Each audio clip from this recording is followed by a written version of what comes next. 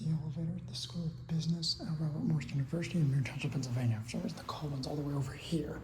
This is a Schindler 330A with van-resistant HT fixtures from 2010. Go up to 2. Here we go up.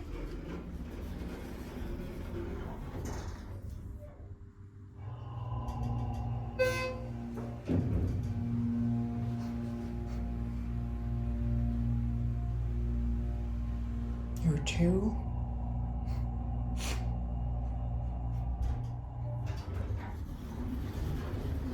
Go back down to 1.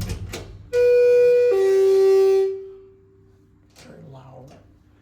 Just a little fuzzy vibrator speaker. Back up the hallway. It's a basic stainless steel cab. Big printer's a camera in this one, which is a little weird. Here about 1.